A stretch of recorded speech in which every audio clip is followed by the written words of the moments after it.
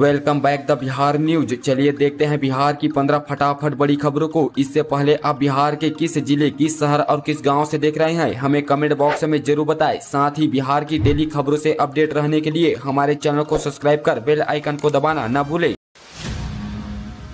बिहार पर फिर मंडराया बाढ़ का खतरा। नेपाल में भारी बारिश से गंडक नदी में उफान, बराज के सभी फटाक खोल दिए गए। बिहार में एक बार फिर से बाढ़ का खतरा सामने है। इसका कारण नेपाल में हो रही भारी वर्षा है। वर्षा से गंडक नदी में उफान है। खतरा को देखते हुए वाल्मीकि नगर में गंडक बराज के सभी फटाक खोल दिए गए हैं। इससे पश्चिमी चंपारण, सारण और गोपालगंज के निचले इलाकों में पानी फैल गया है। जल स्तर में तेजी से वृद्धि हो रही है। गोपालगंज में तटबंध पर दबाव है। मुख्यमंत्री नीतीश कुमार एवं जन संसाधन मंत्री संजय झा ने वाल्मीकि नगर में हालात का जायजा लिया है। आंध्र प्रदेश से उत्तर प्रदेश तक गुजर रही मानसून की ट्रफ लाइन। बिहार के कई इलाकों में भारी बारिश के आसार। भारत में मानसून की सक्रियता अभी बनी हुई है। मानसून की ट्रफ लाइन फिलहाल आंध्र प्रदेश से लेकर उत्तर प्रदेश तक गुजर रही है। इसका कारण बड़े इलाकों में बारिश की संभावना बनी हुई है। इसका कारण बिहार के विभिन्न क्षेत्रों में अगले 24 घंटे तक हल्की वर्षा होने के आसार बन गए हैं। बिना चुनाव कराए कब तक चल सकता है निगम, जाने क्या कहता है नियम। बिहार में नगर निकाय चुनाव को हाई कोर्ट के आदेश के बाद निर्वाचन आयोग ने फिलहाल स्थगित कर दिया है। आरक्षण को लेकर अब सियासी राज छिड़ गई है। पटना हाई कोर्ट ने सीटों को आरक्षित करने के लिए फैसले को अवैध करार दिया है। साथ ही सुप्रीम कोर्ट के इस फैसले को उल्लंघन माना है। वहीं अब बिहार सरकार ने भी तय कर लिया है कि हाई कोर्ट के इस फैसले को सुप्रीम कोर्ट में चुनौती देगी, जिसके बाद अब चुनाव लंबे समय तक टले रह सकते हैं। इसी स्थिति में फिर से प्रशासकों के हाथों में निगम की कमान रहेगी। बिहार में गंगा पर बनेगा एक और पुल। मटिहानी व सामहो के बीच पुल निर्माण से कम होगी 4 राज्यों के बीच की दूरी। बिहार में गंगा नदी पर एक और पुल का निर्माण किया जाएगा। बेगूसराय जिले में मटिहानी और सामहो के बीच गंगा नदी पर पुल बनाने के लिए केंद्रीय सड़क परिवहन एवं राजमार्ग मंत्रालय ने भारतमाला परियोजना के तहत इसे प्राथमिकता के आधार पर चयन किया है। इसके DPR को मंजूरी देते हुए निर्माण के लिए आगे की कार्यवाही करने का अधिकारियों को निर्देश दिया है। शराबबंदी वाले बिहार में 9,000 पीने पिलाने में गिरफ्तार। 1.55 लाख लीटर शराब जब्त।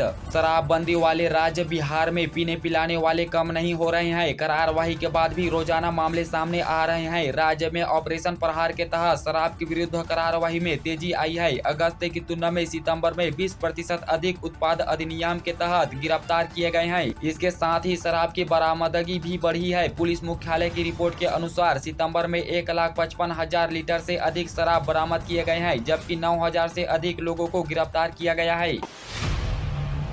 बिहार से गुजरने वाली कई ट्रेनों का समय बदला। मुफ्त में डाउनलोड करें रेलवे का नया टाइम टेबल। अगर आप ट्रेन की सवारी करते हैं तो यह खबर आपके लिए खास है। रेलवे ने अक्टूबर 2022 से नवंबर 2023 तक के लिए नई समय सारणी लागू कर दी है। खास बात यह है कि नई समय सारणी आप पूरी तरह मुफ्त में हासिल कर सकते हैं। इसके साथ ही यह भी जानना जरूरी है कि कई महत्वपूर्ण ट्रेनों का समय रेलवे ने बदल दिया है।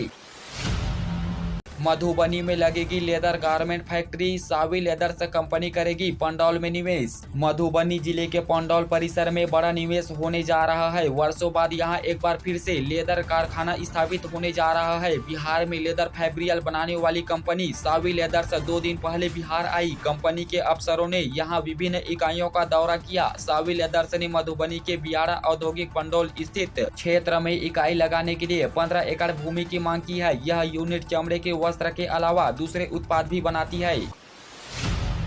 दिल्ली भागलपुर के बीच 3 पूजा स्पेशल ट्रेनें। दिवाली छठ में सफर होगा आसान। दिवाली व छठ पर्व पर रेलवे 3 पूजा स्पेशल ट्रेन चलाई जाएगी। ये तीनों ट्रेन दिल्ली भागलपुर के बीच दोनों दिशाओं में चलेगी। भागलपुर समेत बांका, मुंगेर व लखीसराय जिले में बाहरी राज्यों से लौटने वालों को राहत मिलेगी। दिल्ली से आने वाली ट्रेनों में कंफर्म टिकट मिल नहीं रहा है। तत्काल टिकट भी कुछ ही सेकेंड में फुल हो जा रहा है। कोई भी इमरजेंसी में डायल करे 112। बिहार में एक कॉल में मिल रहा है मदद। पुलिस, एम्बुलेंस एवं फायर ब्रिगेड समेत सभी इमरजेंसी के लिए जारी की गई डायल 112 सेवा जल्द विस्तार होगा। इमरजेंसी रिस्पांस सपोर्ट सिस्टम के तहत शुरू की गई डायल 112 सेवा के दूसरे चरण के लिए गृह विभाग ने पुलिस मुख्यालय से प्रस्ताव मांगा है। अभी पटना जिले के साथ सभी जिला मुख्यालयों में डायल 112 के तहत सुविधा दी जा रही है। बगहा में सीएम नीतीश कुमार ने बाढ़ प्रभावित इलाकों का जायजा लिया। साथ ही सीएम नीतीश कुमार ने पीड़ितों को हर संभव मदद करने का भी भरोसा दिया।